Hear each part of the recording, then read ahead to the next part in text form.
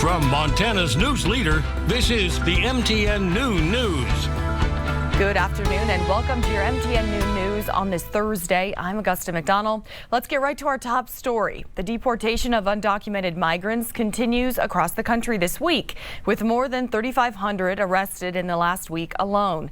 It's an action that sent fear into many in tribal communities, even though there are no reports of ICE agents approaching anyone on Montana's Indian reservations. The Speaker of the House of the Crow legislative branch sent out a letter advising tribal members to carry IDs in case immigration agents come onto the reservation. More than 24 tribes have issued similar guidance to their tribal members about what to do should ICE agents approach. Those concerns escalated following reports earlier this week of at least 15 indigenous people in New Mexico being asked to produce proof of citizenship to immigration law enforcement agents. While the threat of deportation is low, leaders of Montana's MMIP movement, like Charlene Sleeper, say the concern remains. We are subjected to racial profiling through law enforcement a lot of times. And so we live this, experience on a daily basis, so we know the potentials. They're just doing their jobs, and as long as you have your backup, which is your tribal ID, you'll be fine. President Trump has made no indication Native Americans will be targeted. Immigration is just one of the topics of focus on President Trump's nearly 50 executive orders so far. In fact, it's an unprecedented start to his second term. That's a record amount of executive orders for a president's first week in office. But what do they really mean? And do they have any true power? MTN's Haley Monaco spent the day trying to answer that question. Nearly every day of his presidency, President Donald Trump has signed an executive order. Well, it's scary. You don't know what the future holds for us. None of us do. Second-year MSU Billings student Alden Buckelk is just trying to keep up. Because I care about our culture and our people. Buckelk is Mexican. Our certificate of Indian blood degrees. And a member of the Crow tribe. We don't know how far or how deep they'll dig into that birthright citizenship stuff. But if that goes away, my grandpa could be leaving, my mom could be leaving.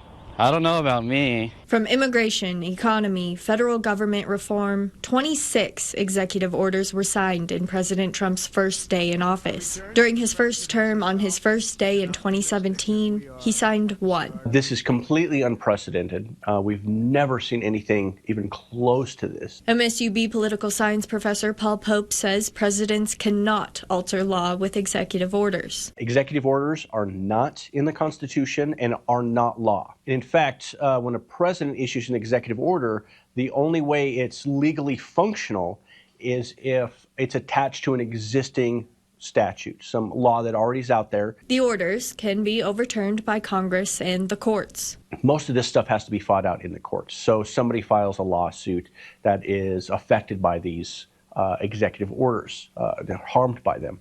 We saw this with the federal funding freeze that would have put thousands of Montanans out of work when a judge temporarily blocked it. Then the White House rescinded the order. The president is constitutionally required to spend the money Congress has appropriated and spend it the way they have appropriated it. So any deviation from that is unconstitutional. For Buckelk's worries on birthright citizenship, Pope says that's also unconstitutional. Using the executive order to attempt to delete birthright citizenship from the 14th Amendment, that is absolutely outside of the president's power. A lot of us are good people.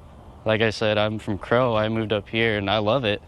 The last thing I'd hate is to be dropped out, kicked out, sent away. In Billings, Haley Monaco, MTN News. If you are in Missoula, you're under an air stagnation advisory until Friday. A Missoula public health air specialist says recent winter weather, light winds and cold temperatures can trap pollutants in valleys like those in the area. Fire season smoke is not the only thing that impacts air quality. Air specialists say Missoula's air is constantly changing. The cold air sinks into our valley bowl, the warm air rises, and then the high pressure atop the warm air really keeps the warm air down on us like a lid on that bowl of cold air. Schaefer says this phenomenon is called an inversion. It traps pollutants from wood-burning stoves, traffic, industry, and all other sorts of things.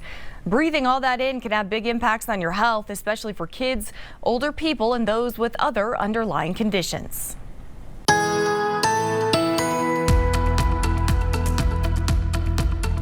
gray shaded areas show you where Augusta was talking about the air quality issues here through west central and northwest Montana. Then also some wind. That's no big surprise. In the Big Timber Livingston area between Billings and Bozeman, we're going to add more wind into the mix here as we get into tomorrow. High winds expected down the Rocky Mountain front, the Great Falls area, and in areas of southwest Montana. Now, along with the wind, we'll see that next shift of moisture move in. So suddenly, winter storm watches and warnings will be into effect heading into the weekend. Especially for the mountains, we're looking for some heavy snow and some wind to blow it all around. Forecast details coming up in just a few minutes from now. First Interstate Bank representatives say the bank is not on board with the Yellowstone County Commissioner's plan to use the grounds to house illegal immigrants.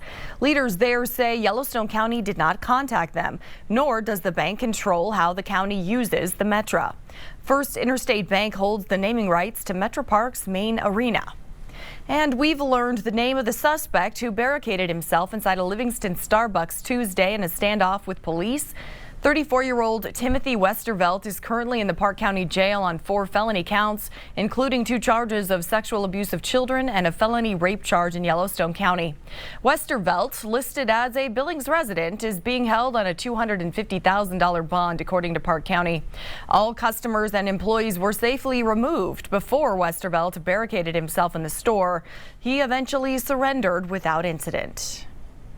And the Montana legislature looking to crack down on undocumented migrants in their own way, as a bill has been presented that would require law enforcement to check people's immigration status when they make a traffic stop. Lawmakers heard questions about what implementing the bill would mean for drivers' rights. MTN's Jonathan Ambarian has a closer look at this legislation. The sponsor of House Bill 278 says she believes that law enforcement has been too restricted in how and when they can check if a driver is in the country illegally. But some law enforcement associations say the bill as written might infringe on constitutional protections. Republican Representative Nellie Nickel of Billings says she brought the bill because the Montana Highway Patrol has faced accusations of discrimination over checking immigration status during traffic stops. In a 2015 settlement, MHP adopted a policy saying troopers can't stop someone or prolong a stop just to check their status. That is exactly the department that we would like to have uncuffed, to be able to ask without worrying about another court case. Nichols said her goal was, by making immigration checks mandatory for all traffic stops, it would alleviate concerns about racial bias. MHP's Field Forces commander spoke as a proponent of HB 278, but organizations representing local and state law enforcement officers said they opposed the current language, because checking everyone's status without specific suspicion might infringe on the constitutional right against unreasonable searches and seizures. Do we violate the citizens' constitutional rights by running this immigration status check because it is a shall?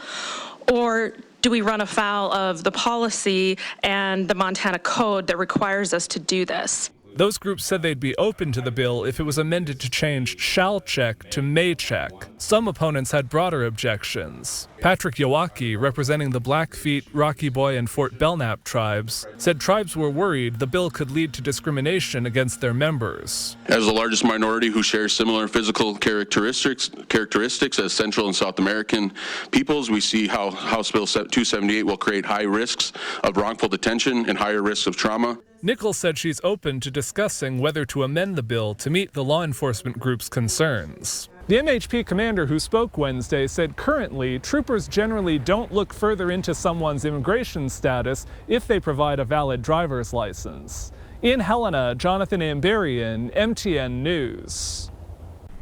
Also in Helena, the Montana legislature is looking at the possibility of passing a proposed bill that would allow counties to pay their sheriff's reserve deputies. MTN's Ali Kaiser spoke with 2 Montana sheriffs to see what this would mean for their offices. Reserve Sheriff deputies officers volunteer their time to keeping our communities safe. And a proposed bill in the Montana legislature could allow for them to be compensated for that time.